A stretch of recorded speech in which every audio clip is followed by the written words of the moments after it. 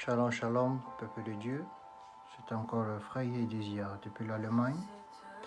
Chers frères et sœurs, c'est une joie pour moi de vous retrouver en ce jour pour partager la parole du Seigneur, cette nourriture spirituelle qui sauve nos âmes. Bien-aimés, certainement vous constaterez que mon visage n'est pas aussi dans la joie que ça. Bien que je dise que c'est une joie, effectivement, c'est une joie de toujours partager de la part du Seigneur, partager avec des frères, partager avec des sœurs, avec des parents. Bien-aimés, si je suis triste, c'est à cause de l'Esprit du Seigneur, qui est triste à cause également de la situation de l'Église. L'Église, ce n'est pas le bâtiment, frère. L'Église, c'est ceux qui croient en Jésus-Christ et qui se donnent peine, corps et âme et esprit de marcher selon lui. Le thème de ce jour, chers frères et sœurs, c'est « Lorsque le Fils de l'homme reviendra, trouvera-t-il la foi sur la terre ?» Lorsque le Seigneur Jésus-Christ reviendra sur la terre, trouvera-t-il la foi sur la terre? Bien-aimé, je ne sais pas ce que tu traverses en ce moment. Je sais peut-être pas qui tu es, toi qui vas suivre ce direct après, ou qui est connecté maintenant.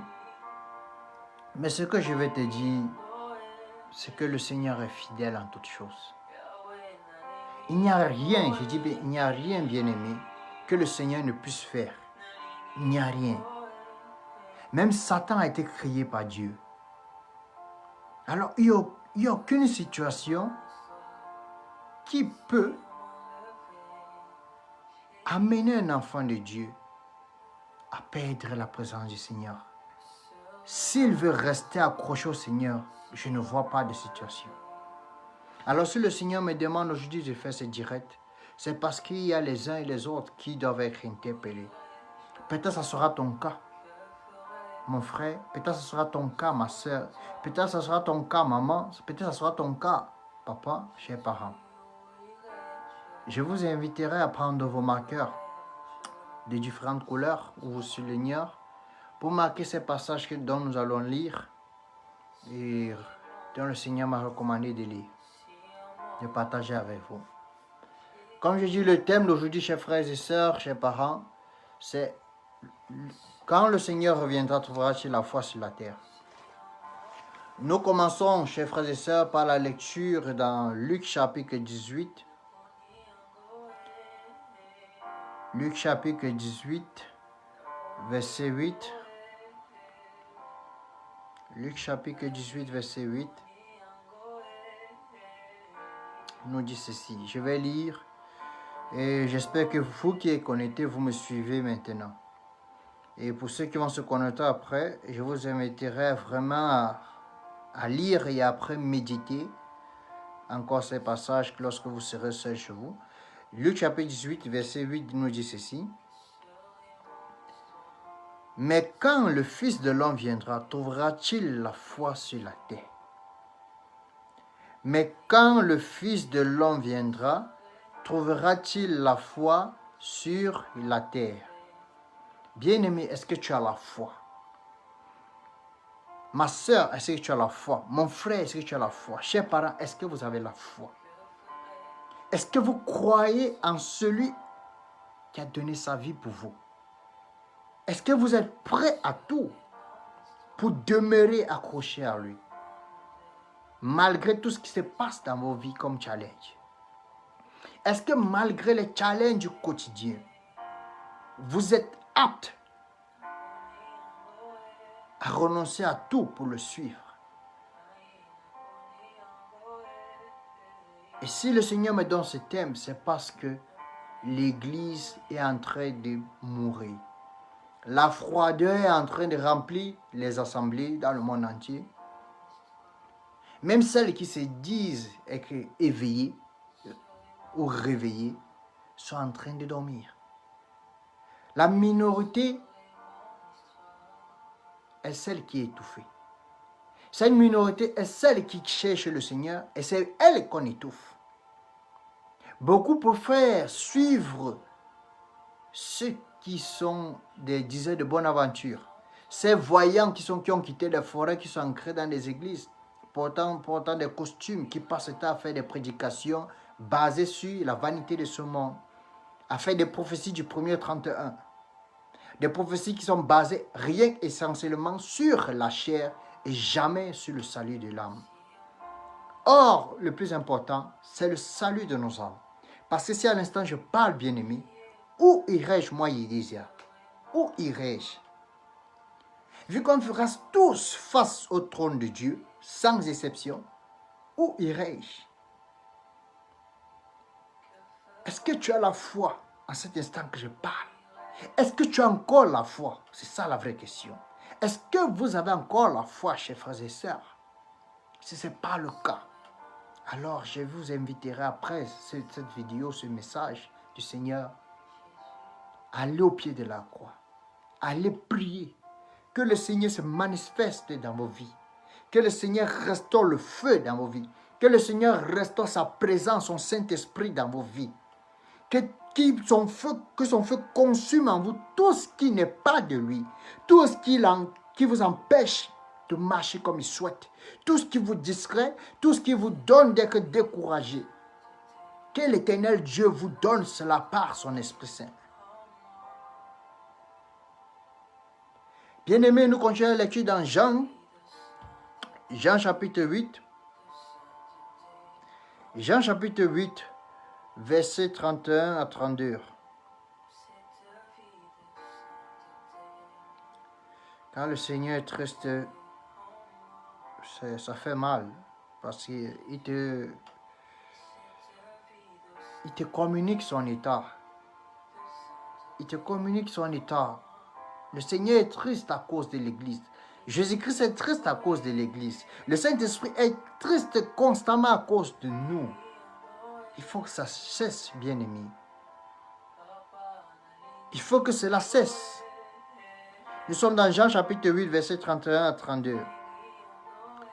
Le Seigneur Jésus dit, il dit aux Juifs qui avaient cru en lui, « Si vous demeurez dans ma parole, vous êtes vraiment mes disciples. » Le Seigneur Jésus parle aux Juifs qui avaient cru en lui, en son temps, sur la terre.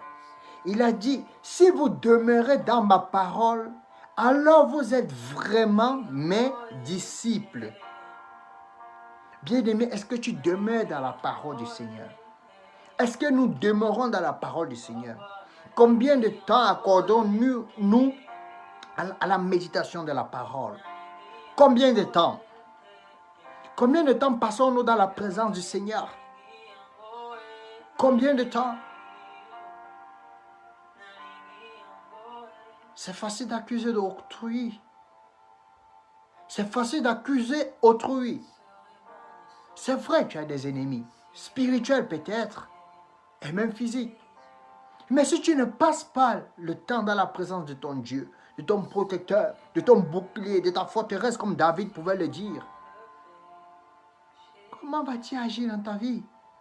Comme il est dit dans Isaïe chapitre 59, ma main n'est pas courte pour vous atteindre, mais ce sont vos péchés qui vous éloignent de moi. Ni mes oreilles dures pour entendre vos prières, mais ce sont vos péchés qui vous éloignent de moi. Déchirez, comme il a dit dans sa parole, déchirez vos cœurs et non vos vêtements. Bien-aimé, si tu ne demeures pas dans la parole du Seigneur, tu n'es pas avec le Seigneur. Beaucoup d'assemblées ont perdu la présence du Saint-Esprit, mais ils ne savent pas. Ces assemblées ne savent pas, elles ne savent pas que le Saint-Esprit n'est plus là. On a chassé Jésus de nos écoles. On a chassé Jésus de nos maisons. On a chassé Jésus de nos lieux de service. Dans tout ce que les hommes entreprennent, on a mis Jésus de côté. Pas étonnant que le Saint-Esprit n'agit pas comme il faut. Combien aujourd'hui parviennent à prier et écouter la voix du Seigneur? Combien? Combien, bien-aimé, quand tu pries et ce Dieu te parle, ou ce n'est qu'au prophète, ou ce n'est qu'au pasteur, ou ce n'est qu'à l'évangéliste. Où est passé dans la promesse du Seigneur dans Joël chapitre 2, verset 28 à 29. À la fin des temps, vos fils et vos filles prophétiseront. Ils auront des visions. Promesse qui a été tenue dès la chambre haute, le jour de la Pentecôte, le baptême du Saint-Esprit. Les femmes qui étaient avec les apôtres ont été baptisées, elles ont prophétisé, elles ont parlé, elles ont fait tout ce que l'Esprit les a poussées à faire ce jour. Mais toi, tu dis tu es enfant de Dieu. Mais tu ne vis pas ces choses. Ça ne t'inquiète pas. Le problème de l'Église aujourd'hui, c'est la froideur. Beaucoup se sont refroidis spirituellement. Beaucoup sont tombés et ils ne se sont même plus relevés. D'autres sont tombés et se sont relevés. Et d'autres sont sur le point de tomber. Si le Seigneur m'envoie vers toi, mon frère, ma soeur, chers parents, c'est pour te dire de rester accroché à lui. De ne pas suivre la masse. Car nous serons jugés seuls. Même si tu es jumeau, même si tu es jumelle. Peu importe qui tu es. Même moi qui parle, je ferai face au trône de Dieu. Le jour que le Seigneur m'a levé, l'une des premières fois qu'il m'a montré le jugement, c'est pas moi qu'on avait commencé le jugement, frère. Mon témoignage est encore disponible. Quand l'ange m'avait dit, frère, ta balance semble être légère, j'ai dit, j'ai failli pisser sur moi. Tout à fait normal que beaucoup soient étonnés que je suis un homme bizarre. Avec toutes ces révélations que j'ai eues du Seigneur, avec toutes ces expériences que j'ai vécues avec le Seigneur à mon jeune âge, qu'est-ce que j'ai envie au monde? Qu'est-ce que j'ai envie au monde? Car mon désir n'est pas dans ce monde, frère. C'est quoi le désir de ton cœur? Où est caché ton trésor? Car là où est ton trésor, là sera ton cœur. Où est caché ton trésor, bien-aimé? Ton trésor est-il dans un foyer? Dans la quête de mariage? Dans la quête de finances? Dans la quête de voyage? Dans la quête d'un enfant? Où est caché ton trésor? Si ton trésor bien-aimé n'est pas en Jésus-Christ, tu perds ton temps. Tu ne sais même pas pourquoi tu suis la voie du Seigneur. Tu ne sais pas pourquoi. Le Seigneur Jésus dit dans Jean chapitre 8, au verset 31, que celui qui ne demeure pas dans sa parole n'est pas son disciple.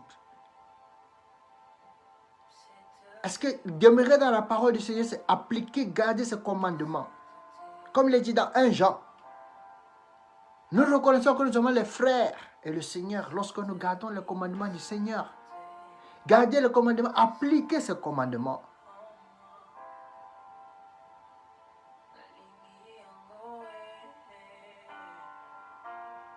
Vraiment que le Seigneur nous aide. Bien-aimé, est-ce que tu passes le temps dans la présence de Dieu? Est-ce que tu ressens sa présence quand tu pries? Je dis même ressenti. Est-ce que tu ressens qu'il est là? Est-ce que tu ressens qu'il t'entend? Est-ce que tu ressens qu'il t'entend? Est-ce que le Saint-Esprit te parle? Est-ce que le Saint-Esprit te donne des visions? Est-ce que le Saint-Esprit te parle de l'avenir? Quand je dis l'avenir, je ne parle pas des choses de la terre, je parle de ton après-vie, où tu iras. Est-ce que tu as la garantie que si tu mets à l'instant, tu m'écoutes, tu iras au royaume des cieux? Est-ce que tu as cette garantie où tu ne connais même pas encore ton sort? Bien-aimé, il n'y a rien sur cette terre qui peut te rendre heureux. Il n'y a rien sur cette terre qui puisse te rendre heureux. Ni un homme, ni une femme, ni un mariage, ni un boulot, ni des enfants. Car la joie que l'homme a sur la terre est partielle et vanité. La joie que nous avons est partielle et vanité. Comme Salomon, le roi, l'a dit dans Ecclésiaste, c'est à Dieu les mystères cachés et c'est à l'homme de les chercher. Tout est vanité. Quel est ce problème que tu traverses, mon frère, ma soeur, qui t'amène à ne plus demeurer dans les voies du Seigneur, qui crée le doute en toi? Tu diras le jour du Seigneur que Seigneur, c'est tel homme de Dieu qui a prêché ceci, c'est tel homme de Dieu qui a dit ceci, Seigneur, c'est telle servante qui a dit ceci. Tu seras jugé seul. Et tu ne pourras accuser qui que ce soit, frère. Personne. Tu seras jugé en fonction de tes actes, en fonction de tes paroles. Comme l'apôtre Jean l'a dit dans l'Apocalypse, j'ai vu des livres et un livre. Les livres dont il a vu, c'est les livres de nos vies. Bien-aimé, est-ce que ton nom est dans le livre de vie? Parce qu'il est dit dans l'Apocalypse que tous ceux dont le nom n'est pas trouvé dans le livre de vie seront jetés dans la guéhenne, dans le lac de feu. C'est ça ta destination. C'est ça que tu veux. C'est là où tu veux aller. À cause d'un pantalon, à cause d'un collant, à cause des strings, à cause de la vanité de bois de nuit, à cause de l'impudicité, tu vas aller dans le lac de feu. As-tu déjà approché ta main du feu? C'est le simple feu de bois te terrifie à plus forte raison le lac de feu. Actuellement, il y a une éruption volcanique au Congo. Demandez un peu aux Congolais qui ont approché ou qui ont été peut-être brûlés, qui ont eu cette disgrâce, si je peux dire, et dont le malheur, les lacs, les laves les ont touchés. Demandez ce que ça fait. Ça détruit tout sur son passage. Les lacs de volcan détruisent tout. Les laves de volcan détruisent tout.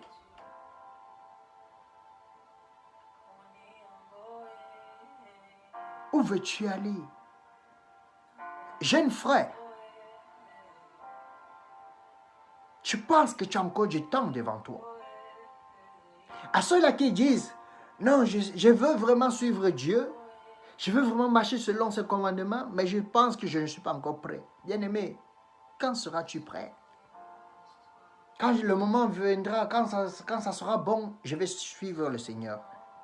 Est-ce qu'il t'est donné de décider du lendemain?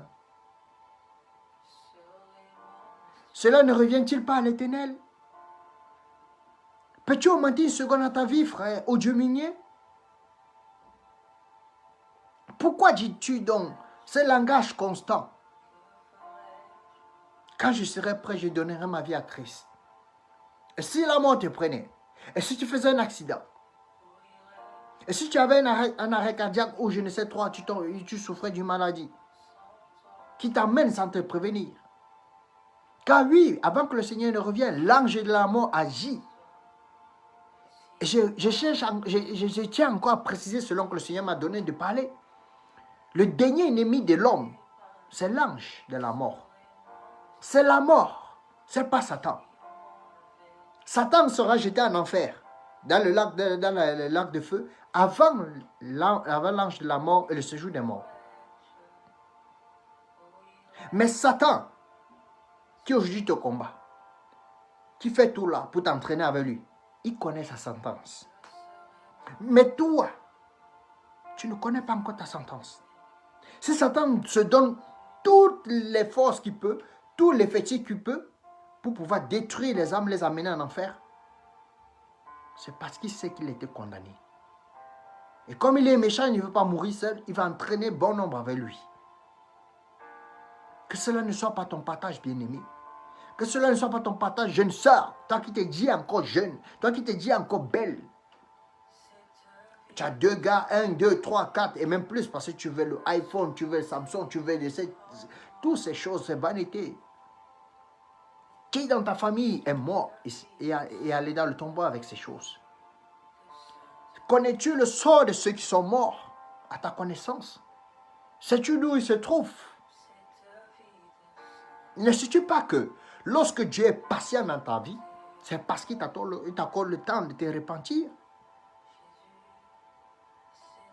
C'est quoi la repentance? Proverbe chapitre 8, Proverbe chapitre 28, verset 13. C'est demander pardon à Dieu et abandonner ce qu'on faisait de mauvais. C'est-à-dire, si tu allais te prostituer, ma soeur, tu arrêtes de te prostituer. Si tu avais plusieurs hommes, tu arrêtes ces choses. Tu es chrétien, mais c'est toi qui couches avec les gens dans l'église, ma soeur. Qui viens avec des habits de prostituée pour séduire. Tu ne viens pas à l'église, dans l'assemblée pour prier Dieu, non. Toi, ce qui t'intéresse, c'est les hommes. Où iras-tu? Jeune frère, toi qui vas dans les assemblées, pas pour écouter le message de l'homme de Dieu, mais pour regarder les jeunes femmes, les sœurs qui sont là. Toi qui couches avec des femmes dans l'église, à la chorale, les disputes dans la chorale, les disputes dans les assemblées, les divisions, toutes ces choses. C'est à la gloire de qui? Pas de Dieu. C'est toutes ces choses qui apportent la froideur dans l'église. Après, vous êtes étonné, vous priez, Dieu ne vous parle pas. Et moi, je dis encore, si tu dis que tu es chrétien, né de nouveau, que tu as le Saint-Esprit. Le Saint-Esprit, j'ai dit, le Saint-Esprit doit te parler. Si le Saint-Esprit ne te parle pas, bien-aimé, c'est qu'il y a problème dans ta vie. C'est qu'il y a problème dans ta marche chrétienne.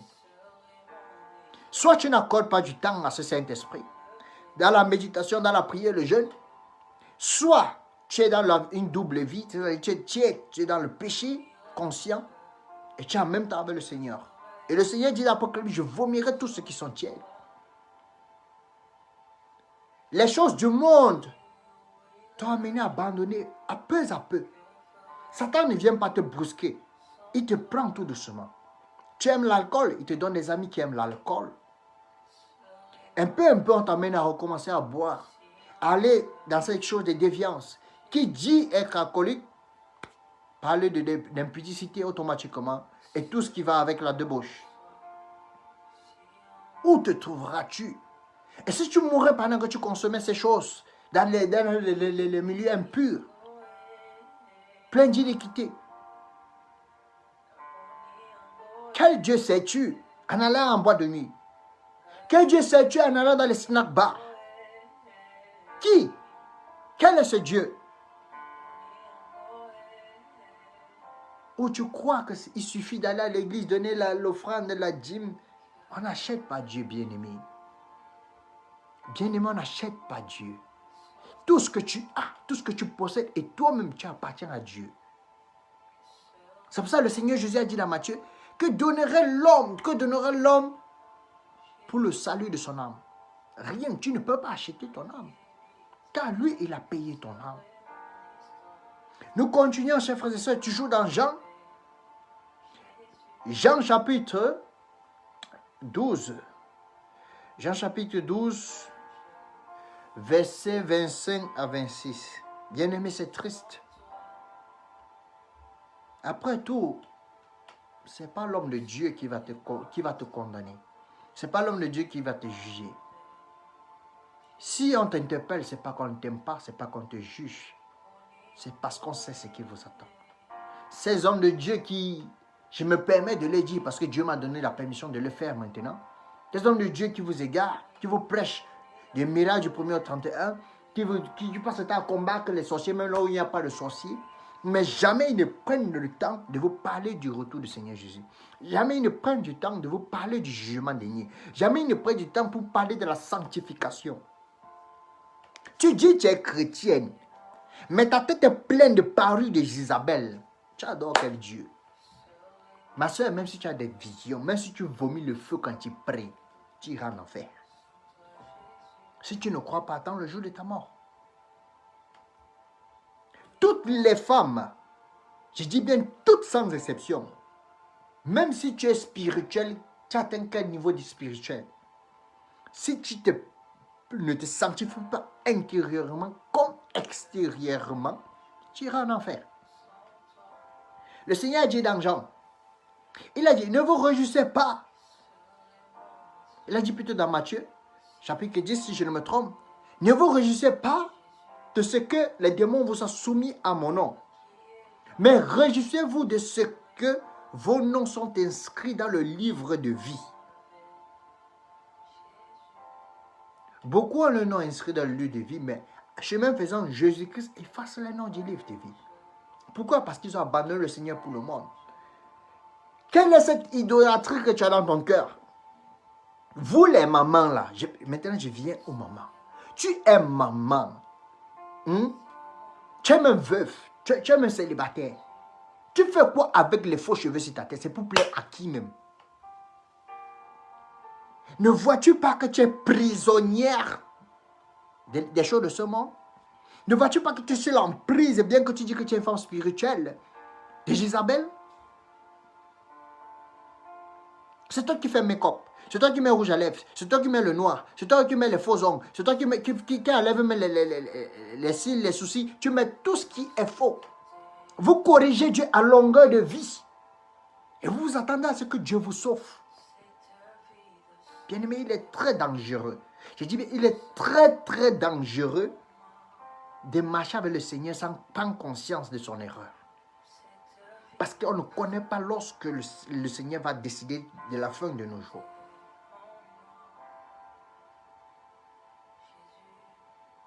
Alors, soyez des femmes modèles, comme l'apôtre Pierre l'a dit dans 1 Pierre chapitre 3. Il a dit, vous êtes des descendants, vous êtes les filles de Sarah. Vous devez vous parer comme Sarah se paraît. Ni de traces, ni de bijoux. Ni d'habits somptueux. Mais toi, non. Tu veux corriger Dieu. Or, le Seigneur dit dans Genèse chapitre 1, au verset 28 à 29, à 30 plutôt, il dit, il a créé toutes choses, et il a créé l'homme et la femme, il a trouvé, c'était très bien. Ce n'était pas bon, c'était très bon. Et Genèse chapitre 1, Genèse chapitre 2, verset 1, verset 1 à 2, que nous dit la parole? La parole nous dit, Dieu ayant trouvé que tout ce qu'il avait créé après l'homme, était très bon, il entra dans son repos le 7e jour. Bien-aimé, toi qui es africaine là, hein? Tu dis que tes cheveux sont crépus. Dieu, en entrant dans son repos le 7e jour, ne savait-il pas qu'il y a une soeur, Mélanie, ou Stéphanie, ou je ne sais qui devait naître en Afrique, qui devait avoir les cheveux crépus? Voilà comment Satan vous a séduit, en vous amenant à ne pas vous aimer tel que vous êtes, tel que Dieu vous a créé. Non, tu ne te trouves pas belle lorsque tu n'as pas mis de la poudre satanique sur ton visage. Quand tu regardes mon visage là, est-ce que tu vois la poudre satanique, ma soeur? Est-ce que tu vois la poudre satanique sur mon visage? Et si moi je mettais ces choses, tu diras certainement que je me suis égaré. Un homme qui met le make-up. Ne sais-tu pas qu'ici, il y en a? Moi, j'ai eu des camarades qui mettaient make-up. Au lieu de traiter les imperfections de vos visages, les boutons et les acnés et toutes ces choses, vous partez mettre des poudres sataniques. Bien-aimé, marcher avec Christ, ce n'est pas facile.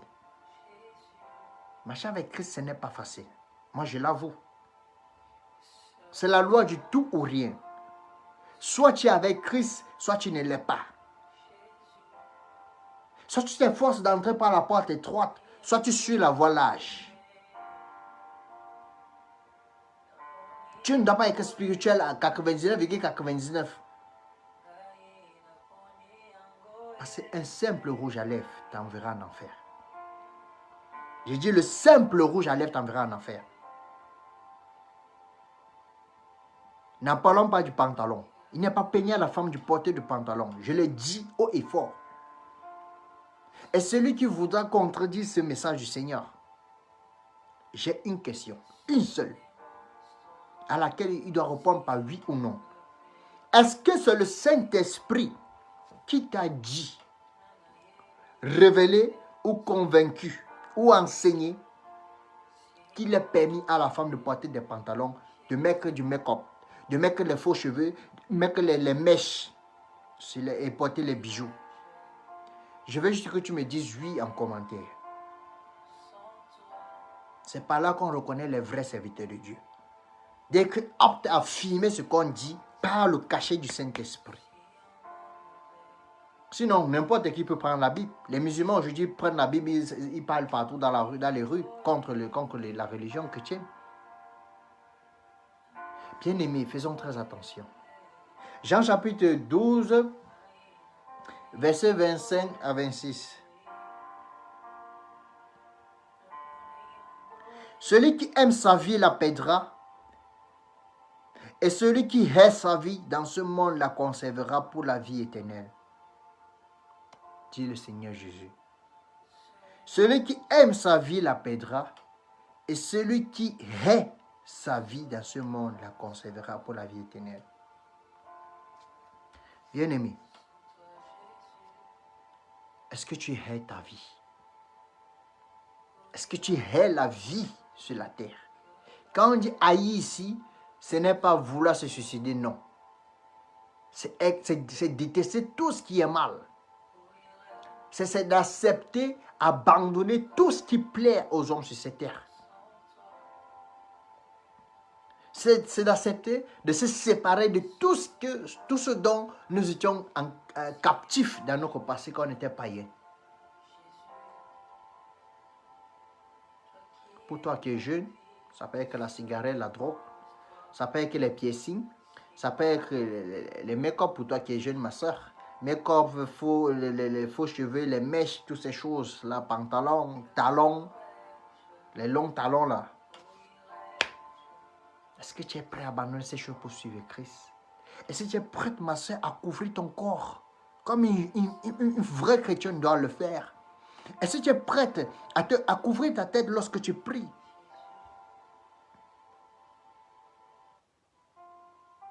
Je sais, nous sommes peu dans le monde qui prêchons la vérité. Le Seigneur me l'a dit. Et moi, je l'ai dit aujourd'hui. Pour rien au monde, je n'abandonnerai la voie du Seigneur. Je l'ai essayé une seule fois quand je fuyais l'appel. Mais il m'a montré par A plus B que je ne peux même pas. Et je bénis le Seigneur pour sa grâce. Parce que beaucoup qui fuient rentrent et ils calent dans le monde. Moi, il ne me permet même pas de rentrer. Il ne m'a pas permis en ce temps. Bien-aimé, ta vie dépend de toi. Dieu ne quittera pas son trône pour venir t'obliger à arrêter de faire ce qui ne lui plaît pas. Non. Il peut juste te conseiller. Il peut juste te dire, ma fille, arrête de faire ça. Beaucoup aussi ont ce truc-là en eux. Je ne sais pas comment appeler ça. Si ce n'est pas l'homme de Dieu de l'église qui parle, ils ne croient pas. Bien-aimé, même un malade mental dans la route, et sur ton chemin de retour, je ne sais où tu vas, Dieu peut l'utiliser pour te parler. Souviens-toi de Balaam. Le Seigneur utilisait l'âne de Balaam pour parler à Balaam, pour réprimander ce prophète qui était vrai, mais qui était attiré par la cupidité, par l'amour de l'argent.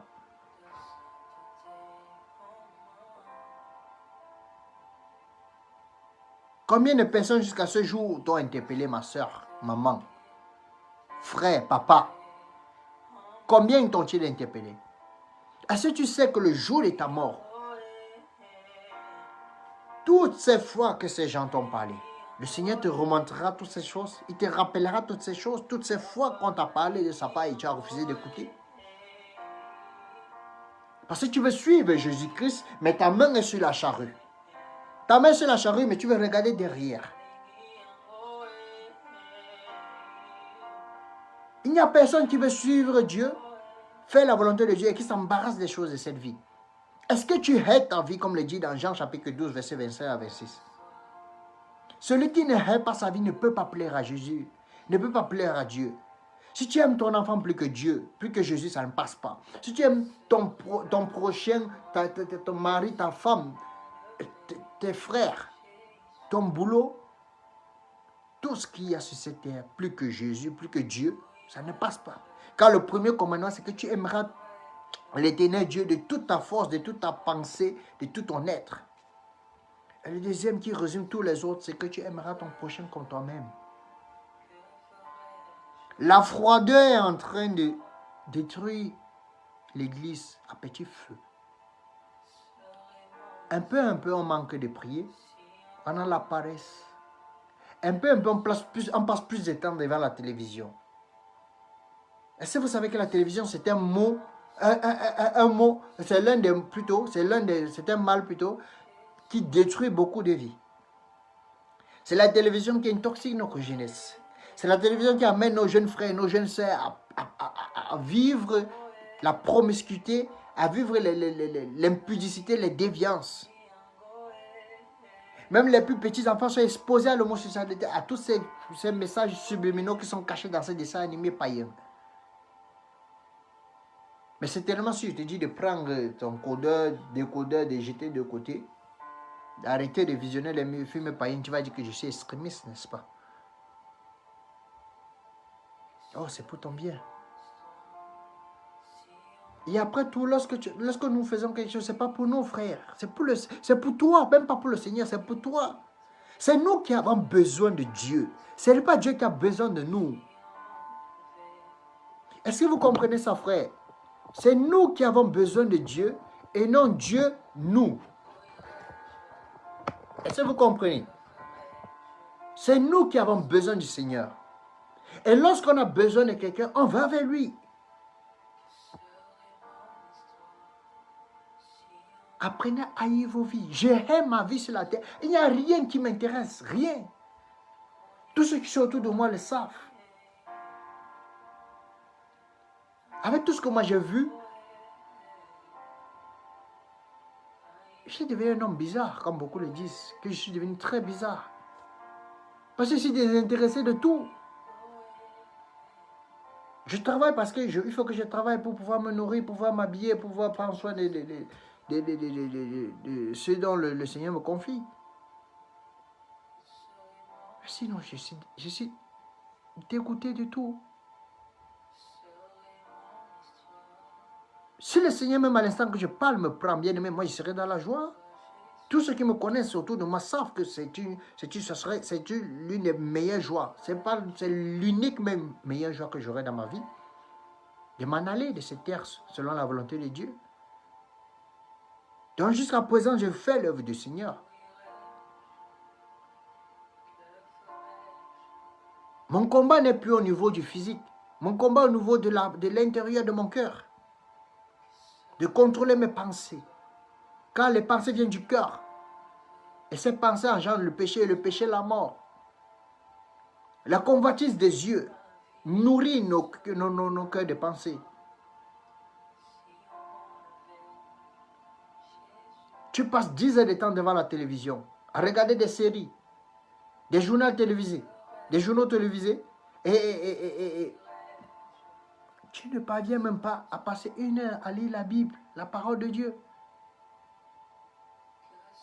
Le journal est plus important, les informations que donnent les hommes, qui sont même parfois truquées, sont plus importantes que le message du Seigneur.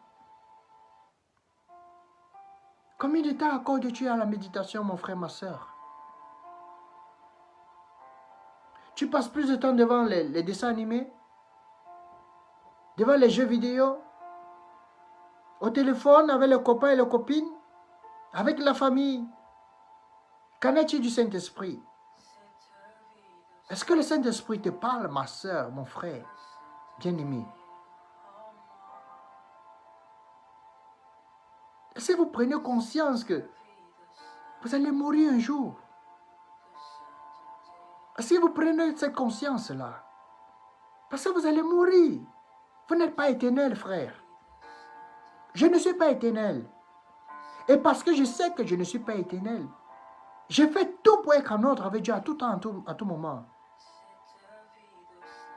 Le Seigneur dit dans Jean chapitre 12, versets 25 à 26, « Celui qui ne hait pas sa vie ne peut pas me suivre. » Tu dois haïr ta vie sur la terre.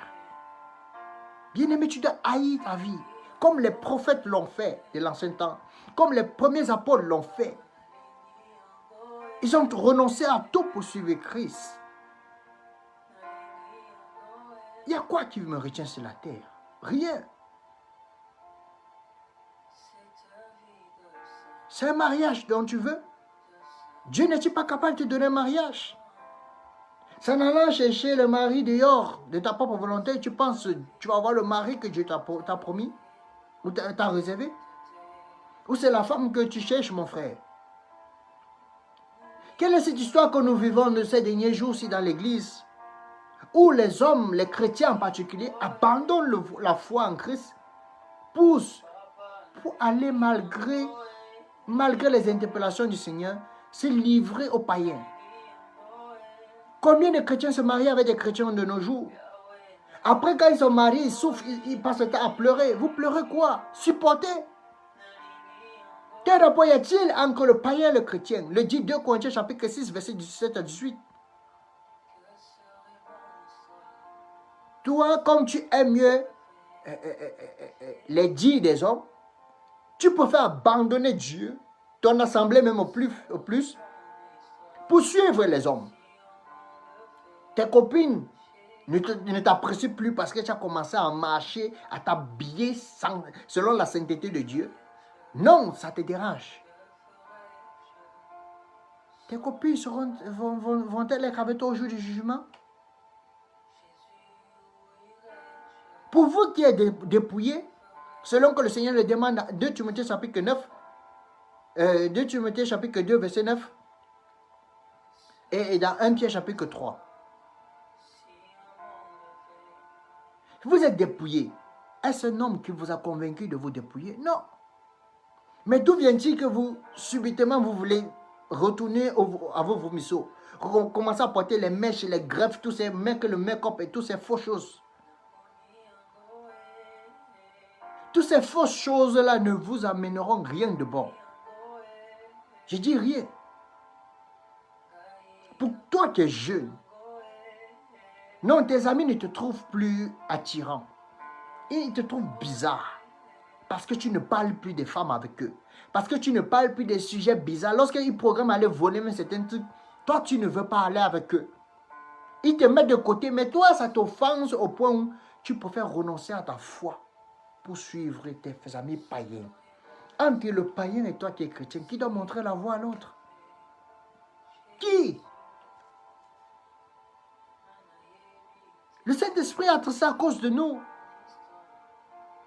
Quelle est cette relation dans laquelle tu es, où tu n'es pas épanoui dans la prière, mon frère, ma soeur? Dieu permet-il le copinage? Tous les jours, tu demandes pardon. Tous les jours. Ma soeur, tu demandes pardon à Dieu tous les jours pour l'impudicité. Seigneur, aide-moi, aide-moi. Débarrasse-toi de ce gars. Il n'est pas ton homme. L'homme qui t'aime pourra être patient. Il doit être patient jusqu'au mariage. Ma soeur, vous n'êtes pas des ballerines. Vous êtes des princesses. Je m'adresse aux chrétiennes. Et particulièrement aux chrétiennes sages, aux vierges sages. Je ne m'adresse pas aux chrétiennes qui sont des vierges folles, qui marchent selon elles-mêmes et qui disent qu'elles suivent Dieu. Bien-aimé, tu peux avoir des prophéties. Tu peux avoir des révélations terribles. Tu peux même prédire ce qui va arriver dans les heures qui suivent. Tu peux être honoré, respecté de tous et de toutes. Mais ce qui te sauvera, ce n'est pas ces miracles. Parce que les dons que Dieu a mis en nous, c'est pour faire son œuvre. Mais après t'avoir utilisé, où iras-tu? Seras-tu un instrument d'honneur dans sa maison ou un instrument vil qu'on a jeté? Parce que l'instrument vil et l'instrument d'honneur ont une bonne fonction dans la maison d'un homme. Vas-tu être de ceux-là qu'on va mettre en honneur à l'entrée ou dans le salon comme tout le monde va voir et apprécier? Ou de ceux-là qu'on va prendre, on va jeter, on va casser, on va jeter dehors à la poubelle? Ce n'est pas les dons qui vont nous sauver. La prophétie prendra fin. Les visions prendront fin. Les miracles prendront fin. Mais la parole de Dieu ne passe jamais, frère. Réjouissez-vous de ce que vos noms sont inscrits dans le livre de vie. Bien-aimé, c'est triste. Autour de moi, quand je regarde, tous sont morts. Il y a encore 2 ou 3 peut-être qui se battent. Mais tous sont morts et toutes. Ils sont rentrés dans le monde. Devenez plus pire que les païens. Ce sont eux qui organisent les soirées. Et quand tu parles, ils disent que j'aime Jésus, je sais que Jésus m'aime. Vous vous moquez de qui? De Dieu? L'apôtre Pierre dit dans la parole, il n'y a rien de plus pire que celui qui retourne à ses vomisseaux. Toi qui es exhorté, qui donnais les prophéties, tu parlais de Jésus, tu disais non, il ne faut pas commettre d'impudicité. C'est toi qui commences à faire ces choses. Tu encourages les gens à le faire. Toi, lorsque tu étais chrétienne, même pas encore dépouillée, tu ne partageais pas les faux trucs sur l'impudicité, les choses du monde. Mais c'est toi qui aujourd'hui es retourné à tes vomisseaux. Mais pour moi, ce n'est pas étonnant parce que la parole du Seigneur s'applique. Il a dit celui qui est délivré d'un démon, lorsque le démon s'en va, il revient, il n'entre pas seul. Parce que c'est que, non, la dernière fois, on a dominé sur moi. Il va chercher 7 démons plus forts que lui. Donc ça veut dire qu'ils sont 8 dans ton corps. 8. Et ta condition devient plus difficile, c'est normal.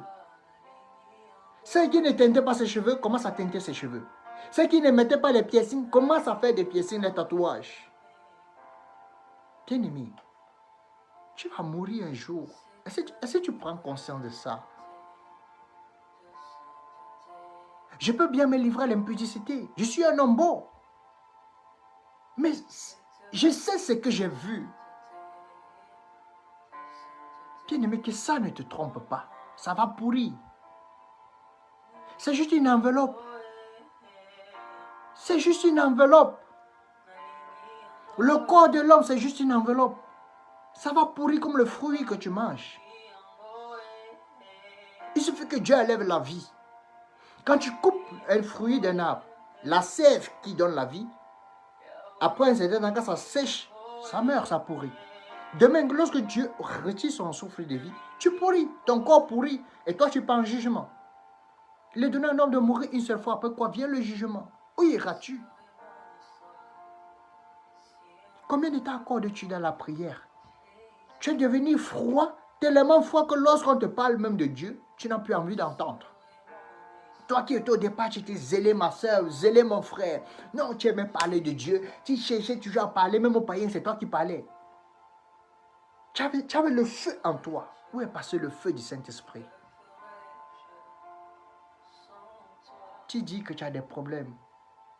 Mais ça se voit que toi, tu ne t'intéresses même pas à tes problèmes. Parce que celui qui est chrétien et qui a des problèmes, c'est qu'il faut qu'il prie.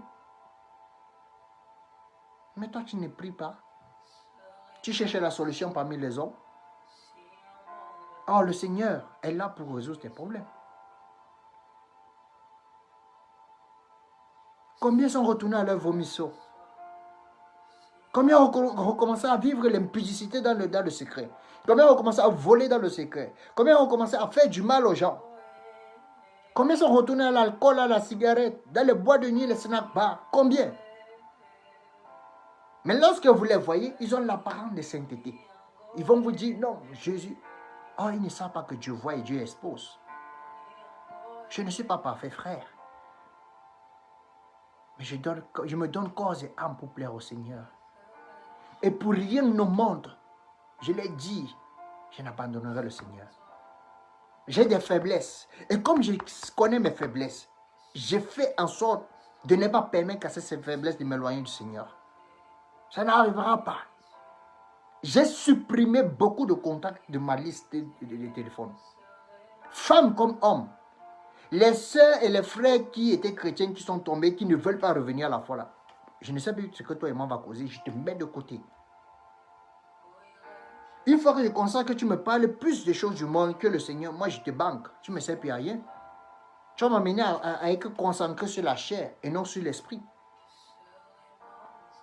Même les amis païens là, quand je vois il y a certaines personnes qui passent le temps à me persécuter, moi je t'enlève. Il n'y a pas de rapport entre le païen et le chrétien. La parole de Dieu, le Seigneur Jésus lui me l'a dit par les apôtres. Si vous avez un frère, comme l'apôtre Paul a dit, c'est un frère qui vit consciemment dans la cupidité, dans l'idolâtrie, dans l'impudicité, et qui ne veut consciemment pas abandonner ces choses, vous devez le chasser de l'assemblée. Mais on n'applique pas ça dans les assemblées. Encore moins dans nos propres vies. Tu as toujours cette copine-là, ma soeur, qui te parle toujours d'hommes, qui te parle de bois de nuit, qui te parle des choses, des bêtises. Mais tu supportes. Et au fur et à mesure, tu l'écoutes. Tu ne sais pas ce qui se passe, mais tu te rends compte que tu es plus attiré par ce qu'elle dit. Et tu finis par tomber. Et lorsque tu tombes, tu pleures. Tu te relèves. Du moins que le Seigneur te relève. Mais tu permets encore, ça veut dire que tu n'as pas appris. Tu n'as pas appris ta leçon. Tu rentres encore t'associer avec ces mêmes gens qui te ramènent encore là où il ne faut pas. Et là, tu restes au sol. Bien-aimé, moi j'ai vu le séjour des morts. J'ai vu l'enfer, j'ai vu le paradis. Je ne peux pas me permettre de jouer avec ton salut. Je te dis ce qui est vrai. Bien-aimé, nous continuons la lecture dans 2 Timothée chapitre 3, verset 12. Le Seigneur est très sérieux.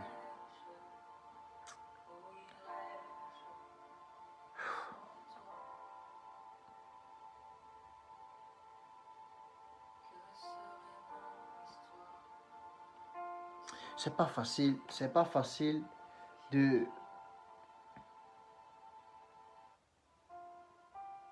parler à quelqu'un qui a un cœur dur. Beaucoup ont devenu, et au départ, ils avaient des cœurs en boule de terre. Mais à force de convoiter le péché du monde, leurs cœurs sont devenus durs, comme le Seigneur m'a dit, durs plus que le diamant même. Au point où, certains, lorsque tu parles du Seigneur, ce sont eux qui empêchent mon païen d'écouter le Seigneur, d'écouter le message du Seigneur. De peur que le païen qui va écouter va venir dire, mais toi tu étais chrétien, non? Donc, parce qu'il va rester dans le confort du péché, il bat la voix même à ceux qui veulent l'écouter. Si c'est ton cas, que vraiment que le Seigneur t'accorde la miséricorde. 2 Timothée chapitre 3, verset 12, nous dit ceci. Or, tous ceux qui veulent vivre pieusement en Jésus-Christ seront persécutés. Or, tous ceux qui veulent vivre pieusement en Jésus-Christ seront persécutés. Tu seras toujours persécuté, mon frère et ma soeur. Et c'est un bon signe. Si tu es persécuté à cause du Seigneur Jésus-Christ. Si tes amis commencent à te rejeter. Si ta famille même commence à dire que l'enfant là, elle ne parle seulement trop de Dieu là. Jésus. C'est un bon signe. N'aie pas honte de l'évangile, non. Mais prends ça comme une joie. Parce que c'est une grâce que beaucoup n'ont pas. Le Seigneur Jésus a dit, beaucoup se forceront d'entrer au royaume des cieux, mais ils n'y parviendront même pas. Donc ça veut dire qu'il y a des gens qui sont destinés à aller en enfer. Ils n'ont même pas la grâce de dire qu'ils vont se repentir, croire en Jésus-Christ. C'est ces gens-là à qui tu vas prêcher l'évangile toute ta vie, ils ne vont jamais accepter. Ils vont aller être des occultistes, vendre leurs âmes, étant conscients qu'ils vont périr en enfer avec Satan. Si tu marches selon Dieu, bien-aimé, tu n'auras pas besoin de dire aux gens que tu es chrétien. On va constater que tu es chrétien. On va constater que tu es chrétien. Les païens sont nos miroirs. C'est le païen qui va dire, mais le frère là, lui il est bizarre. Il parle seulement Jésus. On parle alcool, il n'est pas dans ça. Boîte de nuit, il n'est pas dans ça. Femme là, il n'est pas dans ça. Comme les autres m'ont demandé, tout récemment, c'est un gars que je connais, qui s'est étudié ici en Allemagne avec moi. Ils m'ont dit que, mais frère, tu es sûr que tu ne te masturbes pas? Tu fais des années sans coucher avec la femme, et il ne sait pas que je fais semblant. C'est la grâce que j'ai eue. Dans mes débuts de foi, j'ai péché contre le Seigneur. Quand j'ai reçu son appel. Et depuis ce temps, je me suis dit, mon pénis ne doit plus toucher les fesses d'une femme, si ce n'est pas ma femme. Alors bien aimé, tu dois te faire violence. Mes amis païens là se moquent de moi tous les jours. Ils me disent que tu es con. Parce que les filles viennent vers moi et moi je les rejette. Or, comme j'ai dit à un avec qui j'étais ce matin fait sport, je lui ai dit, j'ai besoin d'une femme immortelle. Je n'ai pas besoin d'une femme mortelle. Parce que tous ceux et celles qui n'ont pas Christ dans leur vie sont des mortels. C'est-à-dire ils iront en enfer. Parce que la vraie mort, c'est brûler dans le lac de feu. comme l'Apocalypse le dit, la seconde mort qui est la vraie mort, c'est brûler dans le lac de feu. Parce que là, c'est éternellement, ça n'a pas de fin, la souffrance. Or, ces filles, elles sont certes belles physiquement, mais si l'eau chaude se verse sur elles, elles perdent de cette beauté. Elles n'ont rien de spirituel. Quand tu parles de Dieu, elles ne sont pas intéressées. Je fais quoi avec une fille qui ne s'intéresse pas au Dieu que je prie? Le Seigneur ne nous dit-il pas de ne pas s'associer avec les femmes étrangères? Parce que ces femmes étrangères vont nous amener à adorer des faux dieux. Si je suis un vrai enfant de Dieu, je dois appliquer la parole dans ma vie. Alors toi de même, ne sois pas triste du fait que tes parents, même tes propres parents qui t'ont mis au monde, commencent à te dire des choses qu'il ne faut pas, à te persécuter. Mais ne te fâche pas contre eux, mais prie pour eux. Ils ont besoin de Christ comme toi. Toi, tu es la première personne à qui Dieu s'est révélé. Mais tes frères ne l'ont pas encore fait. Ils ne l'ont pas encore expérimenté. Ta mère non plus, ton père non plus. Alors ne sois pas étonné qu'ils te persécutent. Ils ont grandi selon les dogmes de la société, selon les coutumes des pays là où ils se trouvent. Alors, venir avec une doctrine nouvelle, c'est étrange pour eux. Parfois même, certains parents nous persécutent par amour. Ils se disent en fait qu'en le faisant, c'est pour nous protéger. Non. Ils sont ignorants. Alors lorsque tes parents te persécutent, dis Seigneur, je te remercie pour la grâce que tu m'as donnée. Je te bénis parce que je constate que tu m'aimes. Alors je te prie Seigneur que la grâce que tu as mise dans ma vie soit sur celle de mes parents. Alors si tu es la première personne à qui Dieu s'est révélé, sache que c'est toi, que tu sois homme ou femme, que Dieu a choisi dans cette famille pour apporter le salut. C'est à toi dans la prière, le jeûne, la méditation et dans l'exhortation d'amener tes parents, ta famille à Christ, comme moi je le fais. Ma maman m'a persécuté. Si je te dis que ma maman ne me parlait pas pendant des jours, près de mois et même plus, je pense. Maman m'avait dit, tes histoires des églises là, oh tu parles, il y a trop de... Je suis catholique, tu dis, oh, c'est catholique. Les catholiques se permettent de faire les coutumes. Aujourd'hui, cette maman là, elle prie Dieu même plus que moi. Mes frères prient Dieu même que moi. Or, ce sont les premiers qui m'ont persécuté. Mais moi, j'avais compris qu'il faut que je prie pour eux et que lorsque l'occasion est favorable ou pas, je parle du Seigneur. Et parler du Seigneur, ce n'est pas seulement parler par la bouche et par les actes. Ne pas mépriser ses frères, ne pas mépriser ses parents. Lorsqu'ils nous persécutent, comme l'apôtre Pierre l'a dit, soyez doux envers les païens, afin que le jour que le Seigneur va se révéler à eux, ils se souviennent de vos bonnes œuvres, ils acceptent Christ avec joie. Alors réjouis-toi si tu es persécuté à cause du nom du Seigneur. N'abandonne pas la foi parce qu'une amie avec dont tu aimais s'est séparée de toi à cause de Christ. Cette amie, tu ne sais pas ce qu'elle deviendra. Tu ne sais même pas si elle a appelé à être sauvée. Est-ce que cette amitié vaut que ton salut? Mon frère, est-ce que ces amis garçons-là valent mieux que ton salut? Alors il faut faire un choix. N'ayez pas honte de l'évangile. Plus tu me persécutes, plus moi j'écris. On me connaît dans ma famille. Plus tu parles, comme l'autre parlait, l'une de mes tantes, elle dit, oh, moi je crois aux ancêtres, je crois au culte des crânes, je fais ceci. Chaque fois elle me persécute. Moi je l'ai dit, c'est assez. Si tu as trop su du culte des crânes, le jour que moi je viens au Cameroun, on part au village. Je sors mon pénis devant toi, tata, je pisse sur les crânes là, je te dis, rien ne m'arrive. J'ai écrit ça dans le groupe de famille. J'ai dit, celui qui est manicien, c'est-à-dire qui est voyant dans la famille, dans la construction du grand-père, qui est sûr que ces pouvoirs-là peuvent me dominer, je lance un défi. Jusqu'à aujourd'hui, je ne le mens pas. Personne n'a répondu à ça. Pourquoi? Parce que je sais que je vis dans la sanctification. Je sais que je marche et je plais à Dieu. Lorsque je sais que je commets une erreur en pensée, parce que moi, c'est généralement en pensée. Parce que le combat est mes pensées. Mon combat n'est plus au niveau de la chair. Je demande directement pardon au Seigneur. Afin que la force du Seigneur soit toujours avec moi. Parce que lorsque le Seigneur est en joie, nous sommes en force. Parce que la parole dit, la joie de l'Éternel fait notre force. Il n'y a aucune puissance des ténèbres qui peut nous nuire.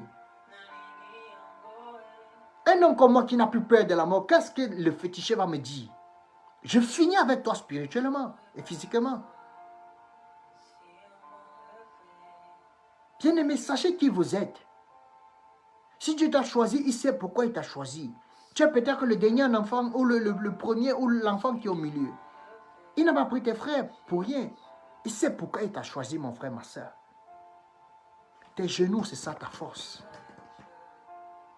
Parce que même si tu es paralysé, tu ne peux pas parler. Ton esprit, ton âme parle. Tes genoux, c'est ça ta force. Entre dans ta chambre secrète, ferme la porte derrière toi comme le Seigneur Jésus a dit et prie. Peu importe ce que tu traverses physiquement, prie pour ça, tu auras solution. Et la foi, ça se passe. Maintenant, je vais te dire une chose. Est-ce que tu sais que tu es capable de prendre autorité si tu es étudiant? Dans l'établissement où tu vas. Tu domines tous ceux qui travaillent là, des dirigeants jusqu'au plus petit professeur. C'est parce que tu ne sais pas qui tu es. Est-ce que tu sais que tu es capable de déclarer et c'est ça qui se passe? Même là où tu vis, apprenez à déclarer. Et pour déclarer dans l'assurance et que ça se passe, il faut vivre dans la sanctification. Il faut marcher comme Dieu veut. Ceux qui te persécutent ne savent pas ce qu'ils font.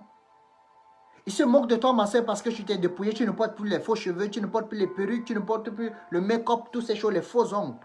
Mais toi, tu as compris ce que l'Esprit veut. Alors ne te laisse pas distrait par ces gens qui ne connaissent pas Dieu.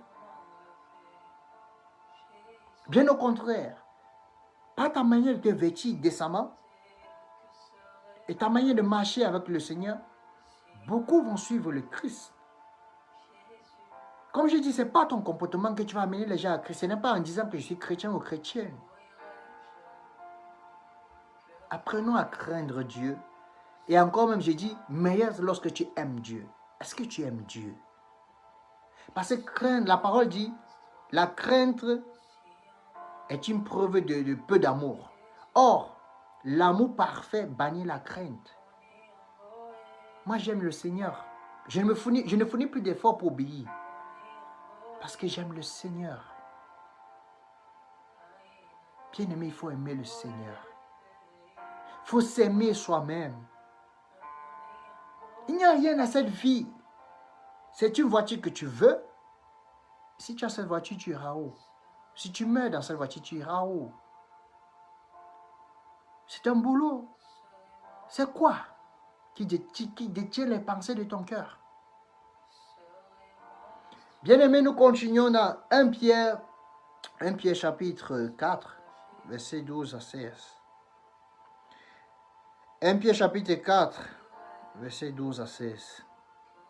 Le Seigneur, c'est désolant vraiment. De quoi abandonne l'œuvre du Seigneur pour le monde? Ils aiment mieux se prostituer, mieux se balader avec les femmes ou avec les jeunes garçons.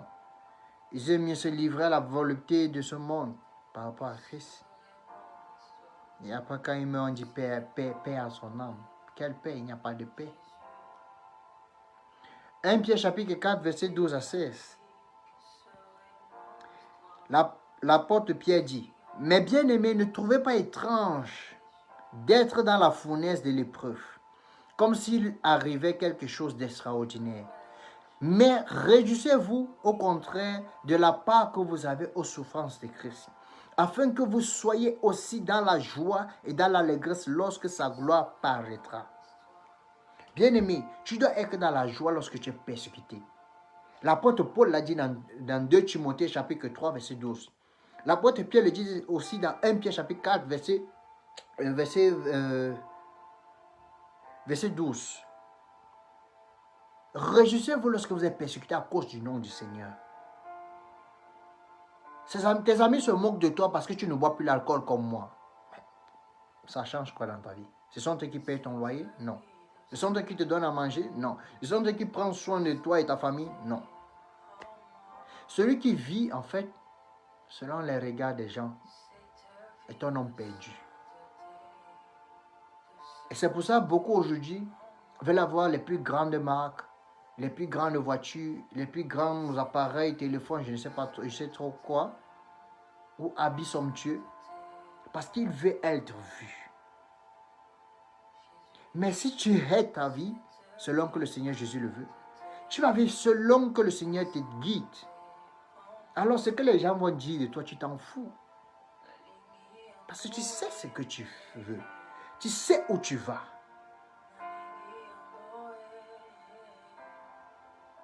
Tu as besoin de Christ et non du monde. Beaucoup leur vie tourne en rond parce qu'ils ne cherchent pas Christ, mais ils cherchent plutôt la vanité de ce monde. Il y a une situation que tu traverses dans laquelle tu te trouves. La seule solution, c'est en Christ. Mais comme toi, tu ne comprends pas qu'il faut aller à Christ, toi, tu restes accroché aux choses du monde. Tu cherches la solution par toi-même. Chaque fois que tu sais ça ne marche pas. Ma soeur, mon frère, Dieu nous aime. Moi qui te parle, je te dis, Dieu nous aime. Moi, j'ai approché le trône de la gloire. Par la grâce de Dieu, j'ai touché le Seigneur Jésus de ma propre main quand il m'est apparu. Ne vis plus n'importe comment. Tu souffres. C'est vrai, mais ça ne doit pas être une raison pour laquelle tu as abandonné les voies du Seigneur. Non. Mais sois fort, mon frère. Sois forte, ma soeur. Sois forte, chers parents.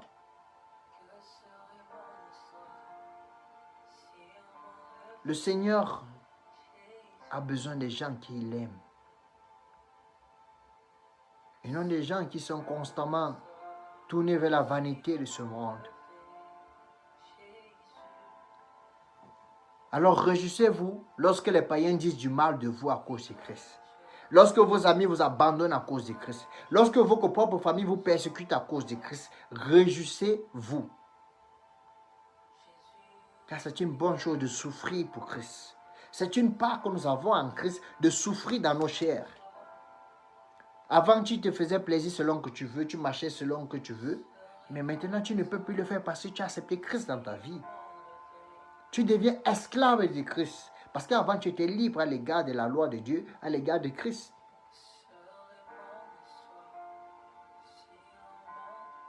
Bien-aimé, sois conscient, je le dis encore, que tu vas mourir. Sois conscient et consciente que tu vas mourir. Quand je ne le sais, où je ne le sais, comment je ne le sais. Mais ce que toi et moi nous devons faire, c'est d'être prêts pour ce moment.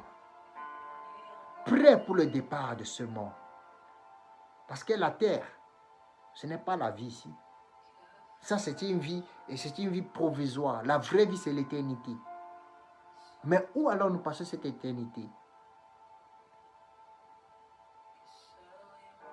Tu as besoin de Christ. Tu n'as pas besoin des choses du monde. Premièrement, le royaume et la justice de Dieu. Et tout le reste vient après. Ce n'est pas les matériaux, la vanité de ce monde qui vient avant Christ, non. C'est premièrement Christ et ensuite les choses du monde. Parce qu'il te les donne. Ce n'est pas en allant dans le monde que Dieu te le donne. Il dit qu'il bénit le bon comme le mauvais. Le Seigneur bénit le bon comme le mauvais. Le Seigneur bénit les musulmans, il bénit les bouddhistes, il bénit les fétiches, il bénit tout le monde. Mais ce qui fait la différence entre eux et nous qui sommes chrétiens, je dis chrétiens vraiment nés de nouveau, c'est que nous croyons en Christ, nous avons la garantie que nous serons sauvés par le Saint-Esprit. Parce que la parole nous dit que le Saint-Esprit est le garant de notre salut. Alors, toutes ces autres religions, ils n'ont pas le Saint-Esprit. Pourquoi? Parce que pour avoir le Saint-Esprit, il faut accepter Christ comme Seigneur et Sauveur, faire naître de nouveau et persévérer jusqu'à la fin. Bien-aimés, nous avons Dieu.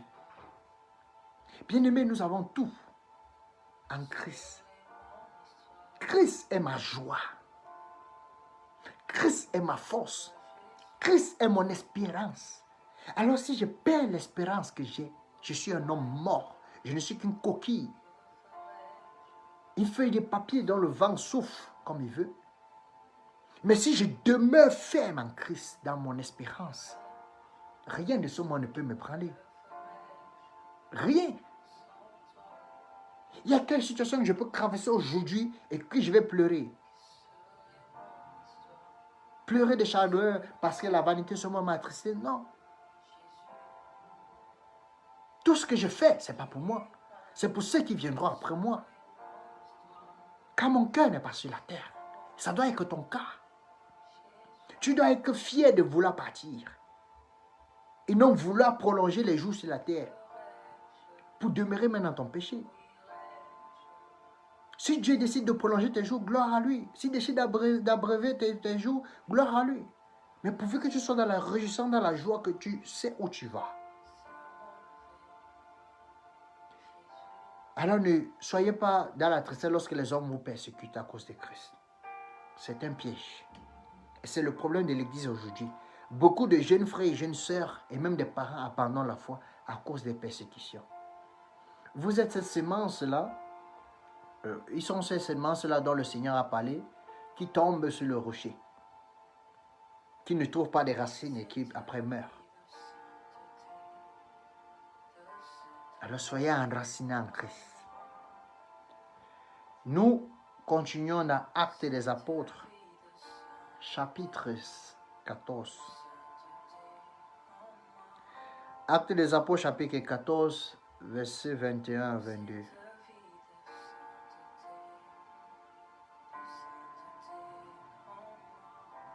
Actes des Apôtres, chapitre 14.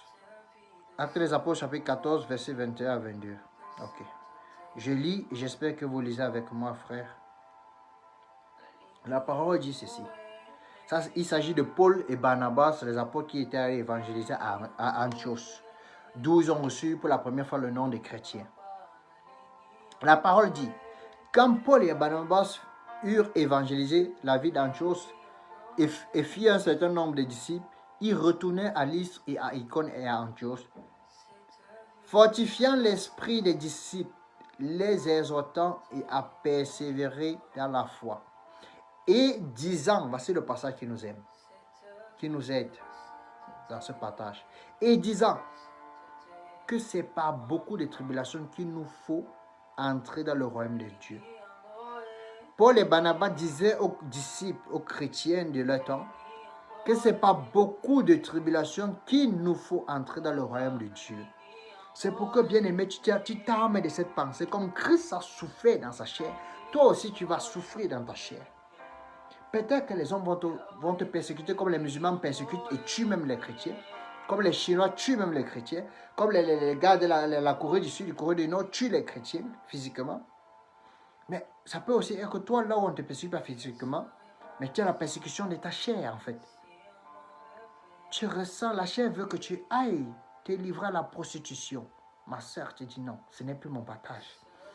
La chair veut que tu aies été livré à l'impudicité avec un gars ou avec le mari de truie. Tu dis non, ce n'est plus mon partage. La chair veut que tu aies volé, escroqué, fait du mal. Non, ce n'est plus mon partage. Donc, tu combats. Et comme l'apôtre Paul a dit, le Seigneur fait en sorte que l'esprit a des désirs contraires à ceux de la chair, afin que nous nous fassions prendre ce que nous voulons. Ta chair veut que tu ailles à gauche, mais l'esprit veut que tu ailles à droite. Et alors, c'est à toi de choisir à qui obéir. Qui suivre? L'Esprit Saint ou la chair? L'Esprit Saint ou la chair? Les tribulations, nous en aurons encore et encore. Pour rien, même parce que tu es chrétien, on peut te faire du mal. Mais tu dois accepter ça. C'est Dieu qui l'a voulu ainsi. Que ça dit? L'apôtre n'est pas plus grand que son Seigneur, ni le serviteur plus grand que son maître. S'ils m'ont persécuté, ils vous persécuteront. S'ils ont gardé mes paroles, ils garderont vos paroles. Alors, amons-nous de cette pensée.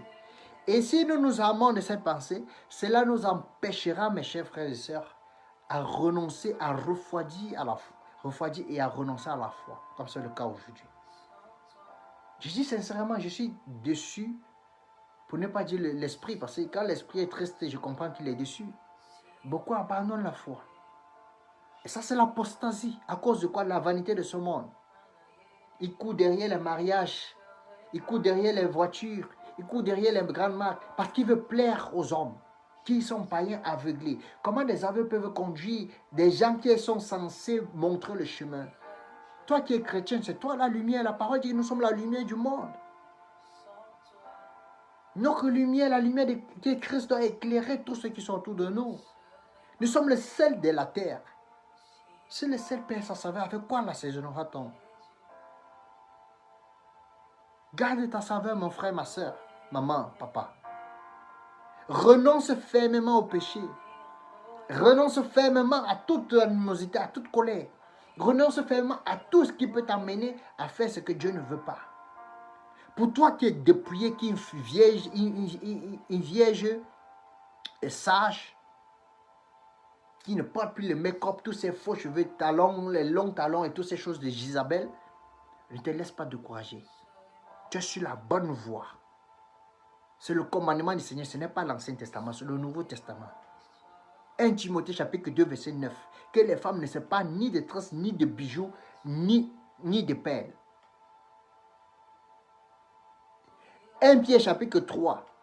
Que les femmes, même chose, ne se pas ni de tresses, ni de bijoux, ni de perles, ni d'habits somptueux. Comme se paraît autrefois les premières femmes sages qui craignaient Dieu. Comme Sarah, de qui vous êtes la descendante. Vous êtes les descendants. Alors Sarah, c'est votre modèle, mes sœurs. Ne suivez pas ces sœurs ou ces mamans qui disent qu'elles sont apôtres, pasteurs, je ne sais trop quoi, qui annoncent l'évangile. Il n'est pas permis à la femme de prêcher l'évangile dans les assemblées. Parce qu'il n'est pas permis à la femme de prendre autorité sur l'homme. C'est la loi de Dieu, depuis l'Ancien comme le Nouveau Testament. Comme Paul l'a dit, comme il est aussi écrit dans la loi. Parce qu'au temps de la loi, il n'était pas permis à la femme d'enseigner. Que les femmes se taisent dans les assemblées. Alors ne pas écouter, prends ton père ton temps, écouter une femme qui prêche l'évangile. Tu perds ton temps. Parce que tu vas recevoir la même récompense qu'elle. Comme le Seigneur l'a dit d'Apocalypse. Il a dit, j'ai donné le temps à l'esprit, à la prophétesse qui se dit d'Isabelle, qui se dit servante de Dieu, de se repentir. Mais comme elle ne veut pas, je vais la livrer à ses amants. Je vais la détruire, elle et tous ses enfants. Les enfants là, c'est qui? C'est ceux qui sont nés en Christ par ces femmes-là. Alors faites très attention. Le message de Dieu est clair. Le Seigneur se plaint de la froideur dans l'église. Beaucoup passent moins de temps dans la présence de Dieu. Beaucoup. Et Dieu ne les parle plus. Pour ceux qui avaient la grâce que Dieu les parlait comme moi, Dieu ne les parle plus. Et ça ne les dérange même plus. Quand Dieu ne me parle pas, moi je comprends que ça ne va pas. Je pleure. J'ai dit je pleure à chaud de larmes. Il doit me parler. Comment je vais faire pour savoir si ma famille va bien? Comment je vais faire pour savoir si l'église va bien? Pour savoir si les brebis qu'il m'a confiées vont bien? Si lui ne me dit pas, je vais faire comment pour savoir? J'ai besoin de Christ pour être éclairé. J'ai besoin de Christ pour marcher selon lui, pour plaire à Dieu. La sanctification sans laquelle personne ne sera sauvé. Beaucoup de sœurs sont en train d'abandonner le message de sanctification et de dépouillement extérieur aussi. Parce que soi-disant, les parents, les endroits disent que si vous restez comme ça, vous n'aurez pas de mari. Celles qui sont dans l'esprit de Jézabel, qui s'habillent comme des prostituées là. Les maris qui sont là, elles sont en paix dans le foyer. Ou la majorité qui sont là, qui n'ont pas de mari là. Pourquoi elles n'ont pas de mari? Pourtant, elles sont habillées selon Jézabel. Elles font le make-up et toutes ces choses des prostituées là. Je dis, même si tu vomis le feu, tu dis que tu es chrétien, tu portes les perruques là, les mèches là, tu iras en enfer. Et si l'homme de Dieu de ton église dit que c'est permis, demande-lui si c'est le Saint-Esprit. Dis qu'il répond souvent par oui ou non. Parce que si tente de dire oui, il ira en enfer. Parce qu'il est interdit de blasphémer contre l'Esprit du Seigneur. Si tente de dire oui, il ira en enfer. Alors c'est pour ça que lorsque certaines personnes discutent souvent autour de moi, là, ils viennent me voir, ils disent que, oh, pourquoi tu es extrémiste, oh, tu dis ceci. Je dis, est-ce que c'est le Saint-Esprit qui t'a dit? Convaincu ou révélé? Je vais juste oui ou non. Ça, c'est pour me protéger. Si tu dis oui, c'est ton problème. Pour l'instant, tu ne vois rien, mais le jour de ta mort, tu iras en enfer. Même si tu as fait quoi pour Dieu? Parce que tu as menti contre le Saint-Esprit. Alors ne vous laissez pas bénir par ceux-là qui sont tombés par l'amour de la cupidité, c'est-à-dire l'amour de l'argent, et qui prêchent aujourd'hui du faux évangile. Le salut individuel.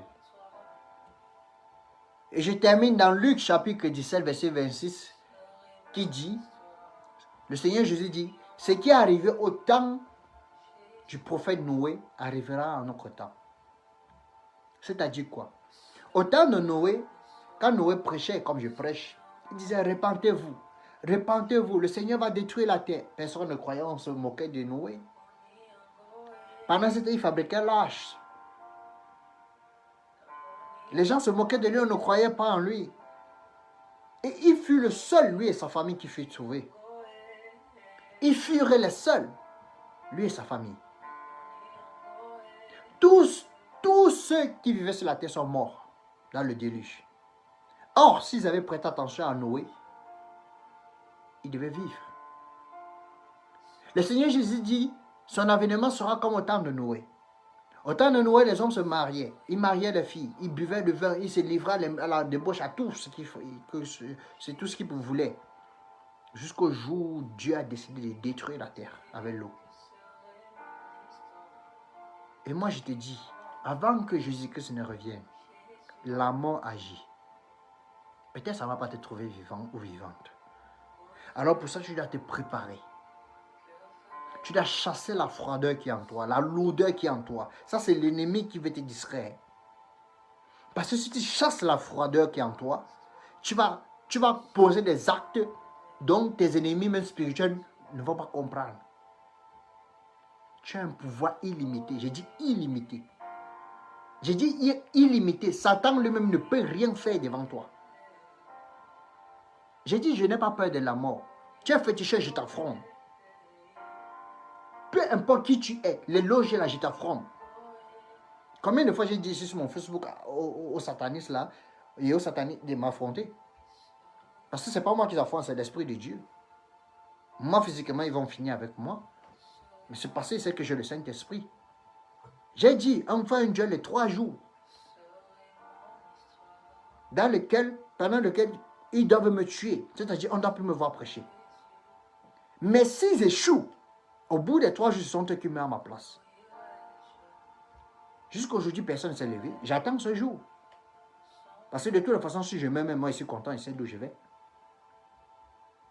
Je sais ce qui m'attend. Alors, sachez qui vous êtes.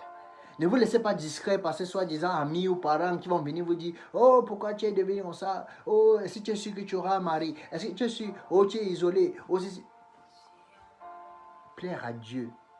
Vaut mieux, comme l'apôtre Pierre et Luc et Jean ont dit aux sacrificateurs à l'époque, mieux vaut obéir à Dieu que d'obéir aux hommes. Plaire à Dieu que de plaire aux hommes. Car tu as un salut. Tu as une vie à vivre après la mort.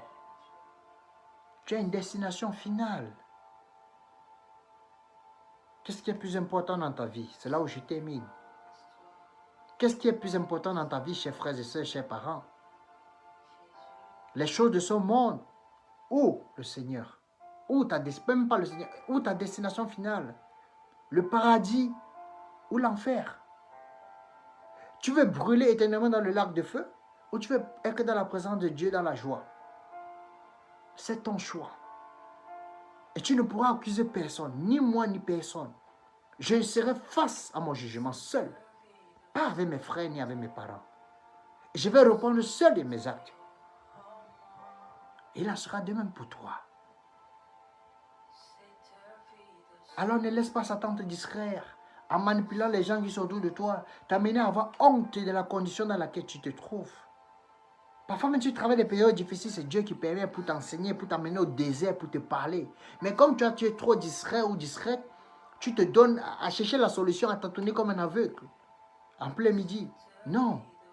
Va au pied de la croix, mon frère, ma soeur, chers parents. Priez, soyez des hommes de prière. Soyez des femmes spirituelles. C'est la femme même qui garde la maison de l'homme. Proverbe chapitre 41 nous parle de la femme vertueuse. La femme vertueuse veille sur sa maison, qu'elle soit mariée ou pas. Spirituellement, là, elle prie, elle veille en sorte que tout est barricadé. Elle travaille de ses mains. Elle n'est pas oisive ou paresseuse. Maman, chère soeur, c'est vous qui avez le monopole, mais vous ne le savez pas. Une femme qui prie, une femme qui se met ses genoux au sol, il n'y a rien de plus dangereux que cette femme. Tu provoques qu'elle ne réagit pas, mais c'est là où elle va te prendre. Dès qu'elle rentre, elle va pas poser ses genoux au sol. C'est Dieu qui vient régler ton palabre. C'est Dieu qui vient résoudre ton problème. Quand Sarah a dit à Abraham, chasse Agar, l'esclave, avec son fils. Abraham, à l'instant, la parole dit, Abraham a dit non, c'est mon fils. Non. Mais on ne sait pas ce qui s'est passé dans la nuit. Le lendemain, Abraham a dit à Agar et à son fils partez. Quand Abraham a dit non à sa femme, et ça, elle a discuté avec son mari. Elle n'a pas discuté. Pour finir, c'est le Seigneur qui a parlé à Abraham. Il faut que ta femme a raison. Il faut qu'elle parte. Pourtant, l'instant, la veille, Abraham n'a pas voulu faire ce que sa femme souhaitait. Chasser l'esclave qui avait son enfant, Ismaël. Alors soyez mes sœurs des femmes de prière. Soyez des femmes de prière. Vous avez des dons en vous, mais vous dormez. Vous ne savez pas qui vous êtes. C'est pour ça que les petits sorciers viennent jouer avec vous. Celui-même qui est apprenti sorcier vous joue avec vous. N'en parlons plus de ceux qui ont quand même les niveaux un peu élevés spirituellement dans le domaine de la puissance des ténèbres. On joue avec vous à tout bord des champs. Parce que vous dormez. Puis encore ceux-mêmes qui ont abandonné la foi. Il est temps que vous vous réveilliez. Parce que vous étiez ceux que Dieu a choisi pour relever votre famille. Mais si vous que Dieu a choisi, vous retournez à vos vomisseaux, à l'oisiveté, à la vanité de ce monde, qui va donc sauver la famille? Qui sera là pour prier pour la famille? Afin que la grâce de Dieu demeure sur cette famille. Qui? C'est vous. Chers frères, Dieu t'a choisi, ce n'est pas pour rien. Il sait ce qu'il a déposé en toi. Ne dis pas comme Jérémie, non Seigneur, je suis un enfant. Ne dis pas comme Gédéon, non Seigneur, nous sommes la famille la plus pauvre d'Israël. Nous sommes la dernière parmi les Benjamins. Oh, ceci a fait. C'est le Seigneur qui travaille en toi, ce n'est pas toi qui travailles. N'étouffe pas l'Esprit Saint, laisse-le travailler. Il va te révéler ce qui ne va pas dans ta propre vie et dans la vie des gens autour de toi. Tu n'as pas besoin d'être prophète pour que le Saint-Esprit te parle. Et encore que l'apôtre Paul a dit, désirez le don le plus désiré que vous devez demander à Dieu, c'est le don de prophétie. Seigneur, donne-moi le don de prophétie. Abstenez-vous du péché. Pratiquez les commandements de Dieu. Sanctifiez-vous. Parce que sans la sanctification, personne ne verra Dieu. Comme j'ai dit, je suis libre de me livrer au péché là d'ailleurs. Moi, je vis en Europe, je vis en Allemagne. Il y a trop de tentations. Comme c'est l'été là, c'est grave. J'ai dit c'est grave. Tu tournes la tête à gauche, c'est l'impudicité. À droite, c'est l'impudicité. Donc, les gens marchent nus. Mais c'est Dieu qui nous garde, qui veille sur mes pensées. Parce que le tout n'est pas de faire comme s'il n'y a rien. Le tout est de veiller sur son cœur. Proverbe chapitre 4, verset 23. Alors que Dieu t'accorde la grâce, mon frère, ma soeur, de veiller sur ton cœur, de croître dans l'amour, de te réveiller de ton sommeil. Demande-lui pardon pour ta paresse. Demande-lui pardon pour ta lourdeur. Demande-lui pardon pour toutes les fois que tu as manqué à ton devoir. Le Seigneur va te pardonner, il est généreux. Peu importe ce que tu as fait quand tu es tombé. Relève-toi. Demande pardon. Papa, je demande pardon, je reconnais. J'ai mal agi, pardonne-moi Seigneur. Le Seigneur te pardonnera. Le Seigneur est amour. En dehors du feu de vent dont il est amour. Il ne veut pas que le méchant meure, mais qu'il se répande. Il n'y a rien que tu aies fait, mais si tu as brûlé sans aimant, que Dieu ne peut te pardonner. Pourvu que tu arrêtes de le faire lorsque tu demandes pardon. Et que tu sois sincère. Dieu veut les gens qui le craignent. Et craindre Dieu, c'est venir dans sa présence dans l'humilité. dans la sincérité, dans la pureté du cœur. Dans la pureté du cœur. Nous devons nous présenter devant Dieu avec des cœurs purs, sans reproche. Nos consciences ne doivent pas nous accuser. Et si nous savons que nous avons mal agi, demandons pardon, c'est tout, il nous pardonne. Mais ne permettez pas à l'ennemi de dominer sur vous. Ne donnez pas l'occasion à l'ennemi de détruire vos vies. Vous avez plus que ce que vous pensez que vous avez. Ne pensez pas que c'est l'homme de Dieu là qui a. C'est cette sœur là qui est prophétesse qui a. Non. Ce qu'ils ont, tu as même plus, mais tu ne sais pas. Tu as un dépôt en toi que tu es en train de négliger. Parce que tu ne veux pas laisser le Saint-Esprit marcher comme, te faire marcher comme il veut. Et ainsi tu étouffes le Saint-Esprit. Quand tu étouffes le Saint-Esprit, les dons que Dieu a mis en toi ne se manifestent pas comme il faut. Tes visions même sont floues, tes révélations sont floues, tu ne comprends rien même de ce que tu vois. D'autres même, ils ne voient même rien. Ils ne savent rien. Mais ils sont juste des religieux, prient, jeûnent, rien. Dieu ne parle pas, il ne se révèle pas, même pas une vision, rien. Oh, Dieu veut que tu aies son Saint-Esprit, que le Saint-Esprit agisse, il te révèle à toi. Vraiment que Dieu vous bénisse, bien-aimés. Que Dieu vous bénisse. Que Dieu vous gâte. Que Dieu vous bénisse, que Dieu vous garde. Que Dieu vous donne la grâce de demeurer dans ses pieds. N'abandonnez pas la foi. N'abandonnez pas le Seigneur. Le Seigneur veut vous sauver. Le Seigneur veut que vous puissiez détruire les autels et les forteresses autour de vous. Ta vie est bloquée. Mais Dieu a mis la clé dans ta main. Il faut prendre cette clé et débloquer. Détruis les forteresses qui sont autour de toi. N'aie peur de personne, même si qui vient vomir le feu devant toi, il vient dire qu'il est qui. Spirituellement, tu là-bas. Je dis tu là-bas. Si tu dis, tu pries avec instant, je te dis que Dieu tue quelqu'un, il va le tuer. Si tu es dans la sanctification, je te dis, si tu pries avec instant que Dieu frappe quelqu'un, il va le faire. Vous voyez comment les sorciers font, les marabouts et autres là. Ils jettent les maladies chroniques aux gens. Ils jettent n'importe quoi, les sorts aux gens. Mais le pouvoir que Satan a, qui donne aux marabouts, à ces fétichés et autres là, ou à ces satanistes là, Satan a pris ce pouvoir où c'est Dieu qui a créé le bien et le mal. Il y a quoi que Satan fait que Dieu ne peut pas faire? Satan fait juste ce qui lui a été donné de connaître. Il ne connaît pas tout. Alors, les moindres des choses qu'il fait, tu es capable de le faire. En tout cas, pas toi, mais l'Esprit du Seigneur. Je dis, tu es capable de dire, Seigneur, envoie une blessure chronique à telle personne. À tel sorcier que je connais. Ne le tue pas, mais paralyse ses pieds. Il dit que Dieu paralyse la personne. Mais c'est parce que vous ne savez pas qui vous êtes.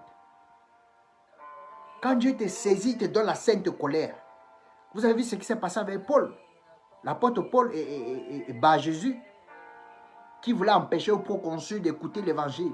Qu'est-ce que Paul a dit? Il a dit, assez toi qui pervertis la voix du Seigneur. Voici maintenant tu seras aveugle. À l'instant T, il est devenu aveugle. C'est ce féticheur qui a fait ça. Il est devenu aveugle, c'était fini pour lui. Vous avez vu l'histoire toujours avec Paul et les 7 fils de Sheva qui sont allés chasser les démons. Le démon a dit, je connais qui est Paul, je connais qui est Jésus. Vous êtes qui? Il a tapé ces gens, il est entré en eux. C'est pour ça qu'il faut être dans la sanctification pour pouvoir permettre à Dieu d'agir dans nos vies. Que Dieu vous bénisse vraiment. Que sa grâce demeure dans vos vies. Et aussi, sachez que il n'y a rien ni personne qui peut vous aimer comme Christ vous aime. Aucun homme, même pas vos parents. Personne dans la vie. Ni un homme ni une femme.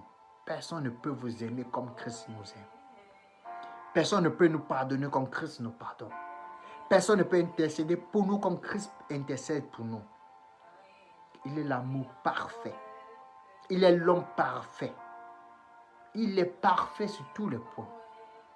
Sa pudeur nous remplit. Sa simplicité nous remplit. Sa douceur, ses réprimandes, tout. Même quand il nous réprimande, il gronde, c'est par amour. Le Seigneur est parfait. Qu'il vous accorde la grâce de demeurer dans ses voies. Qu'il vous donne la grâce de vous relever de vos chutes, de sortir de vos distractions. Qu'il vous donne la grâce de passer plus de temps dans sa présence. De le glorifier. Et de délivrer ceux qui sont autour de vous, qui ont besoin de vos prières. Si tu as mal, si tu as une situation que tu traverses, il y a quelqu'un dans ta famille ou dans ton entourage qui a la même situation. Mais sache que lorsque tu vas commencer à prier pour les autres, Dieu t'accorde la guérison en même temps. Il t'accorde la délivrance en même temps. Ce n'est pas forcément en disant, Seigneur, guéris-moi, Seigneur, résous tel problème que j'ai. Quand tu pries pour le même problème pour les autres, Dieu résout ton problème en même temps aussi. Parce qu'il voit l'amour que tu as pour le prochain. Soyez bénis, c'était le frère Yedizia depuis l'Allemagne. Que Dieu vous bénisse, que Dieu vous comble. Qu'il vous donne de passer une bonne fin de semaine et une bonne fin de mois. Qu'il vous donne d'être des hommes et des femmes spirituels. Chauds et non froids ou tièdes. Quand Jésus-Christ reviendra, trouvera-t-il la foi sur la terre? Alors gardez la foi. Persévère, n'abandonne pas. Il n'y a rien qui doit te distraire. Rien. Parce que même pour ceux qui sont mariés après l'avènement du Seigneur, il n'y aura plus les maris et femmes. Le Seigneur Jésus l'a dit. Il a dit le jour de son retour, nous serons tous des anges. Personne ne pourra plus aller coucher avec elle. Il n'y aura plus les sexes. Il n'y aura plus quand il dit sexe, il dit rapports sexuels. Il n'y aura plus ça. Ça finit. C'est-à-dire que pour la terre, pour se procréer, parce que l'amour agit, ça tue. Il faut qu'il y ait les générations qui vont venir remplacer les autres. Mais dès que le Seigneur revient, c'est la vie éternelle. Alors, comme on ne meurt plus, on va plus se multiplier. Alors que le Seigneur Jésus vous bénisse. Que le Seigneur soit votre force. En vous donnant de lui donner d'être dans la joie. Car sa joie est notre force. Soyez bénis. À la prochaine.